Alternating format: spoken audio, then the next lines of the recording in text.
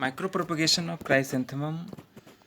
इसमें पहले क्राइसेंथेमम के बारे में देखते हैं। ये एस्टेरेसी फैमिली का प्लांट है। इसमें बहुत ही ब्यूटीफुल और कलरफुल फ्लावर्स लगते हैं और फ्लोरिकल्चर में ये सेकंड मोस्ट इम्पॉर्टेंट प्लांट माना जाता है। पूरे विश्व में अगर देखा जाए तो इसका प्रोडक्शन में ये दूसरे स्थान पे आता है। ठीक है। और इसको सीड्स के माध्यम से भी नए पौधे तैयार किए जाते हैं, कटिंग भी किया जाता है। कटिंग मतलब ज़मीन के नीचे से ही ब्रांचिंग होता है इसमें। और माइक्रो प्रोपगेशन भी काफ़ी अच्छा टेक्निक है जिसमें पौधे तैयार किए जा सकते हैं। लगभग 2 से 3 रुपये कॉस्ट आता है अगर ऑटोमेशन सही ढंग से हुआ है तो। और लार्ज स्केल में प्रोडक्शन पे काफ़ी कम कीमत पे नए पौधे तैयार हो जाते हैं। तो इसके फूल कैसे देखते हैं कुछ हम देख लेते हैं इसमें। ये जैसे एक पौधा है, आप देख रहे हैं, ये फ्लावर है। तो ये क्राइसेंथेमम के फ्लावर्स होते हैं जो कि अलग अलग कलर्स में आते हैं। ठीक है। इसका गुलदस्ता भी बनाकर यूज किया जाता है। फ्लावर का भी यूज किया जाता है अलग अलग ओकेशंस पे। ठीक है। जैसे ये देखिए बहुत सारे कलर के फ्लावर दिख रहे हैं इसमें। ये सब क्राइसेंथेमम के ही स्पीसीज के अलग अलग फ्लावर हैं। वाइट, येलो, पिंक, रेड, बैगनी, अलग अलग डार्कनेस पर और भी बहुत ही सुंदर फ्लावर होते हैं। ठीक है। तो ये भी देखिए जैसे इसमें काफ़ी सुंदर फ्लावर हैं, येलो, वाइट, पिंक, रेड। ये नहीं है, सॉरी। इसमें भी आप देख सकते हैं, सॉरी, ये भी काफ़ी सुंदर फ्लावर होते हैं और गुलदस्ते बनाने के लिए भी काफ़ी यूज होते हैं। सेकंड मोस्ट इम्पॉर्टेंट फ्लोरिकल्चरल प्लांट में आता है ये। तो इसके अब माइक्रो प्रोपगेशन के बारे में देखते हैं। ठीक है। तो ये सीड्स कटिंग और माइक्रो प्रोपगेशन के द्वारा उगाया जाता है। और इसके माइक्रो प्रोपगेशन को मेनली हम देखते हैं। माइक्रो प्रोपगेशन में इसका अलग अलग एक्सप्लांट लिया जा सकता है। माइक्रो प्रोपगेशन में हम कोई टिश्यू लेते हैं, जैसे लीफ का टिश्यू ले सकते हैं। ठीक है। सूट टिप का टिश्यू काफ़ी अच्छा रहता है। पेट्यूल का भी टिश्यू लिया जा सकता है। ठीक है। तो सबसे पहले जब हम ये कुछ कोशिकाओं का टुकड़ा लेते हैं कहीं से भी तो उसको स्टरलाइज करते हैं। इसके लिए 70% एथेनॉल में उसको डुबोते हैं, इमर्स करते हैं 1 मिनट के लिए। और फिर उसको 5% सोडियम हाइपोक्लोराइट, 0.1% ट्विन 20 और 150 मिलीग्राम एस्कॉर्बिक एसिड के सॉल्यूशन में 10 मिनट तक रखते हैं। तो इसमें काफ़ी अच्छे से स्टरलाइज हो जाता है एक्सप्लांट। और देखा गया है कि जनरली उसमें फिर कोई किसी भी प्रकार का इन्फेक्शन नहीं होता है। किसके दौरान? टिश्यू कल्चर या माइक्रो प्रोपगेशन के दौरान। ठीक है। तो एक्सप्लांट लेने के बाद उसको हम सबसे पहले टिश्यू कल्चर करते हैं। ठीक है। जिससे बहुत सारी कोशिकाएं बन जाती हैं और फिर उसको हम सूट रीजनरेशन में जाते हैं। टिश्यू कल्चर में कैलस बनता है, आपने पढ़ा होगा। यानी क्या होता है, एक कोशिका जो हमने ली है उस कोशिकाएं से बहुत सारी कोशिकाओं का गुच्छा बन जाता है। ठीक है। उसको हम कैलस कहते हैं। उसमें से फिर सूट रीजनरेशन के लिए मीडियम हम तैयार करते हैं। तो सूट रीजनरेशन के लिए जो मीडियम तैयार किया जाता है उसमें MS कल्चर मीडियम ही यूज किया जाता है main. Murashige and Skoog culture medium जो टिश्यू कल्चर में मोस्ट फेमस है। ठीक है। इसके साथ कुछ हार्मोन्स लिए जाते हैं। क्या? 0.1 mg BAP एक प्रकार का साइटोकाइनिन है। और 0.5 mg जिब्रेलिक एसिड और 25 ग्राम सुक्रोज। ये एक कंडीशन थी, एक टाइप का मीडियम लिया गया था। एक और भी मीडियम मैंने देखा इंटरनेट पे जिसमें MS मीडियम के साथ में 0.5 mg BAP था। 0.5 mg BAP यानी 6 बेंजिल अमीनोप्यूरिन, ये एक प्रकार का साइटोकाइनिन है। और 0.5 mg काइनेटीन था। काइनेटीन भी साइटोकाइनिन होता है। ठीक। तो यहाँ पर 0.5 mg दोनों साइटोकाइनिन के अलग अलग टाइप लिए गए, यानी टोटल 1 mg हो जाएगा, 1 मिलीग्राम हो जाएगा। ठीक है। और 25 ग्राम सुक्रोज लिया गया। सुक्रोज एज एनर्जी सोर्स के रूप में लिया जाता है जिससे कोशिकाएं ग्रो कर सकें। ठीक है। क्योंकि यहाँ पे फोटोसिंथेसिस तो होता नहीं है कोशिकाओं में, इसको हम डार्क में रखते हैं जनरली। ठीक है। तो ये दो अलग अलग मीडियम थे, ये और ये अलग अलग मीडियम थे। तो दोनों में किया गया, तो दोनों में काफ़ी अच्छा सूट रिजनरेशन हुआ। ठीक है। रूट इस सूट बनने के बाद हम रूटिंग के लिए उसको डालते हैं। तो रूटिंग के लिए भी एमएस मीडियम ही यूज होता है, पर रूटिंग के लिए साइटोकाइनिन की जगह में ऑक्जीन्स का उपयोग किया जाता है। ठीक है। रूट रिजनरेशन में ऑक्जीन्स काफ़ी इंपॉर्टेंट होते हैं।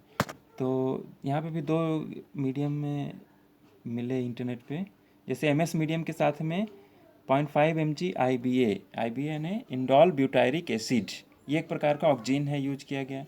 एक दूसरे मीडियम में 2.0 mg IAA यानी इंडोल एस्टिक एसिड, ये भी एक प्रकार का ऑक्जीन है, इसको यूज किया गया था। साथ में 25 ग्राम सुक्रोज यूज किया गया दोनों कंडीशन में। तो इसमें देखा गया कि 95% रूटिंग अच्छे तरीके से हुआ। ठीक है। तो पहले वाले मीडियम में थोड़े ज़्यादा रूटिंग हुआ, दूसरे में रूटिंग हुआ और परंतु उसमें रूट के साइज ज़्यादा लंबे थे। ठीक है। तो अलग अलग मीडियम यूज किया गया इसमें, और दोनों में ही रूटिंग हुआ। उसके बाद हार्डनिंग करते हैं। हार्डनिंग का अर्थ होता है कि उसको नेचुरल वातावरण के संपर्क में लाना। ठीक है। तो इसके लिए जनरली हम कोकोपीट का उपयोग करते हैं, प्लास्टिक ट्रे में उसको हम रखते हैं। ठीक है, कोकोपीट को, और उसमें प्लांट को अलग अलग पॉट गड्ढों में डाल देते हैं, जिससे क्या होता है कि वो धीरे धीरे वातावरण के संपर्क में आता है। ठीक है। अभी तक जैसे पहले इन विट्रो कंडीशन में था, लैब कंडीशन में, जहाँ पर कोई भी इन्फेक्शन नहीं हो सकता था, परंतु अभी खुले वातावरण में यानी बहुत सारे बैक्टीरिया फंजाई के इन्फेक्शन को सहने लायक बन जाए, तो उसी को कहते हैं हार्डनिंग या एक्लेमेटाइजेशन भी कहा जाता है ना। तो जिस तरीके से जब थोड़ा और बड़ा हो जाता है पौधा, तब उसको फिर किसमें ग्रीन हाउस में लगा दिया जाता है। ठीक है। जब नए नए पौधे तैयार हो जाते हैं, थोड़े और बड़े होते हैं। ठीक। तो इस तरीके से हम बहुत सारे पौधे तैयार कर सकते हैं। इसको बहुत ऑटोमेशन भी हो गया है, कम खर्च में, कम लेबर खर्च में भी काफ़ी अच्छा ये पौधे तैयार किए जा सकते हैं ज़्यादा मात्रा में। एक दूसरा तरीका है सोमैटिक एम्ब्रायोजेनेसिस के माध्यम से भी माइक्रो प्रोपगेशन किया जा सकता है। इसमें हम क्या करते हैं, एम्ब्रायोजेनेसिस करते हैं, मतलब डायरेक्ट एक्सप्लांट जो लेते हैं उसमें से सूट और रूट पहले नहीं बनता, बल्कि डायरेक्ट एम्ब्रियो छोटे छोटे बनने लगते हैं। तो इसके लिए थोड़ा सा कल्चर मीडियम अलग लेना होता है। सोमेटिक एम्ब्रायोजेनेसिस के माध्यम से भी नए नए प्लांटलेट्स तैयार किए जा सकते हैं। इसमें एक्सप्लांट भी अलग अलग लिया जा सकता है, परंतु लीफ के द्वारा जो एक लिए एक्सप्लांट के रूप में लेते हैं, तो ये काफ़ी अच्छा रिजल्ट इसमें प्राप्त होता है। ठीक है। तो इसका जो कल्चर मीडियम है वो क्या होता है देखते हैं। इसमें थोड़ा सा अंतर है। एमएस कल्चर मीडियम ही यूज होता है, मुरासिज एंड स्कोक कल्चर मीडियम। इसमें हार्मोन्स क्या क्या डालते हैं देखिए, 0.1 mg-BAP 6 बेंजील अमीनो प्यूरिन, पहले भी हमने नाम देखा था, जो कि एक प्रकार का साइटोकाइनिन है, और 1.0 mg NAA naphthalene acetic acid, alpha naphthalene acetic acid, ये ऑक्जीन है। ठीक है। उसके अलावा दो चीज़ें और मिलाते हैं, 200 मिलीग्राम केसिन हाइड्रोलाइसेट और 290 मिलीग्राम एल प्रोलीन। प्रोलीन एक प्रकार का एमिनो एसिड है। ठीक है। तो और 30 ग्राम सुक्रोज लेते हैं। सुक्रोज ये एनर्जी सोर्स के रूप में लेते हैं। ठीक। तो ये जो मीडियम तैयार होता है, इसमें जब हम इसको कल्चर करते हैं एक्सप्लांट को, लीफ के एक्सप्लांट को, तो उसमें से उभार जैसी संरचनाएं बनती हैं जो कि ग्लोब्यूलर या गोलाकार एम्ब्रियोइड्स होते हैं। एम्ब्रियो ही होते हैं जिनको एम्ब्रियोइड्स हम शुरू में कहते हैं। ठीक है। इसमें एक बात और देखने लायक है कि जो ऑक्जीन यहाँ पर यूज हुआ है NAA alpha naphthalene acetic acid, इसके जगह में 2,4-D एक दूसरा एमिनो ऑक्जीन ही है, वो भी यूज किया जा सकता है। यहाँ पे मैंने लिखा है देखिए, NAA की जगह 2,4-D भी यूज किया जा सकता है। 2,4-D क्या फुल फॉर्म है, ये भी ऑक्जीन है, 2,4-डाइक्लोरोफिनॉक्सी एस्टिक एसिड। क्या, 2,4-डाइक्लोरोफिनॉक्सी एसिटिक एसिड, फेनॉक्सी एसिटिक एसिड। तो ये भी एक प्रकार का ऑक्सीजन है, इसका Na की जगह में 2,4-D भी यूज किया जाता है। ठीक है। इस कल्चर मीडियम में ग्लोबुलर एम्ब्रियो बनने लगते हैं, लगभग 30 से 40 दिन का समय लगता है। 23 से 25 डिग्री सेल्सियस के आसपास रखते हैं, और इसको डार्कनेस में रखा जाता है। तो जैसे एक्सप्लांट जो हम यूज किए थे उसकी सतह पर बहुत सारे ग्लोबुलर एम्ब्रियो बनने लगते हैं। इसके बाद इसे एक हार्मोन फ्री कल्चर मीडियम में डालते हैं। ठीक है, बाकी हार्मोन फ्री मीडियम जो है ये बाकी उसी तरीके से मीडियम है जो जैसा हमने ऊपर देखा, बस उसमें हार्मोन्स नहीं है, साइटोकाइनिन और ऑक्जिन, ये दोनों जो हार्मोन्स हैं ये नहीं डाला गया है, बाकी ये है, ये है, ये है। और एमएस मीडियम में जो साल्ट यूज होते हैं वो सब हैं। तो इसको हम क्या कहेंगे, हार्मोन फ्री कल्चर मीडियम में ट्रांसफ़र करते हैं। ठीक है, यहाँ पर भी मैंने लिखा है, देखिए MS medium 200 mg casein hydrolysate, 290 mg L proline और 30 ग्राम सुक्रोज, ये है। इसमें हार्मोन्स भर नहीं है, तो इसमें डालने पर उसमें आगे डेवलपमेंट होने लगता है। इस हार्मोन फ्री मीडियम में ग्लोबुलर एम्ब्रियो जो है हार्ट शेप बनने लगता है, बाद में कोटलीडन्स बनने लगते हैं, यानी कोटलीडनरी स्टेज बनने लगता है, और फिर इसी में पत्तियां जैसी संरचनाएं बनने लगती हैं, यानी छोटा सा प्लांटलेट्स तैयार होने लगता है। उसी कल्चर मीडियम में प्लांटलेट्स बनने लगते हैं। तो इस तरीके से भी सोमेटिक एम्ब्रियोजेनेसिस के माध्यम से भी बहुत सारे छोटे छोटे प्लांटलेट्स तैयार किए जा सकते हैं। ठीक है, तो ये भी काफ़ी अच्छा तरीका है।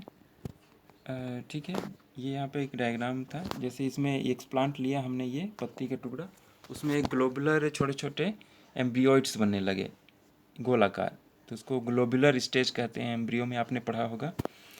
ठीक है, उसके बाद फिर ये हार्ट शेप यहाँ पर देख रहे हैं बनने लगे एम्ब्रियोइड्स, वही एम्ब्रियोइड्स आगे।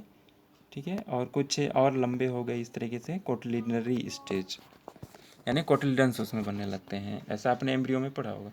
और फिर उसी से ये छोटे छोटे प्लांटलेट्स तैयार होने लगते हैं, जैसे ये साइड में पत्तियाँ आने लगी। ठीक है, तो इन प्लांटलेट्स को बाद में अलग अलग करके ट्रांसफ़र करते हैं अलग अलग चैम्बर्स पे, कोकोपीट में हार्डनिंग करते हैं, और फिर बहुत सारे पौधे हमको तैयार हो जाते हैं। ठीक है, हमारे देश में भी इसके क्राइसेंथेमम पर प्रोटोकॉल डेवलप किया गया है कि कैसे उसको माइक्रो प्रोपगेट किया जाएगा। तो एक इंस्टीट्यूट ही है हमारे यहाँ CSIR की, Indian institute of horticulture research, ये बेंगलोर में है। तो इसमें क्राइसेंथेमम के ऊपर माइक्रो प्रोपगेशन के लिए प्रोटोकॉल डेवलप किया गया है, जिसमें पर प्लांट लगभग 2 से 4 रुपये का खर्च आता है उस माइक्रो प्रोपगेशन टेक्निक्स में। हालांकि क्राइसेंथेमम को बहुत सारे जगह में सीड से भी प्रोपगेट किया जाता है। ठीक है, तो हमारा टॉपिक ही था माइक्रो प्रोपगेशन के ऑफ क्राइसेंथेमम। ठीक है, तो इसलिए हमने इस प्रोटोकॉल को देखा, और इसमें ये भी काफ़ी एफिशिएंट टेक्निक है। माइक्रो प्रोपगेशन तो इम्पॉर्टेंट है ही, क्योंकि उससे हमको आइडेंटिकल प्लांट्स प्राप्त होते हैं ना, मतलब जैसा प्लांट था शुरुआत में जिससे हमने टिश्यू लिया, वैसे ही सेम टू सेम प्लांट हमको क्लोन पौधे तैयार होते हैं, जिसको हम क्लोन पौधे भी कहते हैं ना। Same to same genetic composition वाले जो पौधे तैयार होंगे उसको क्लोन प्लांट भी कहा जाता है ना। तो ये फ़ायदा है इसमें। तो इस वीडियो में इतना ही देखते हैं।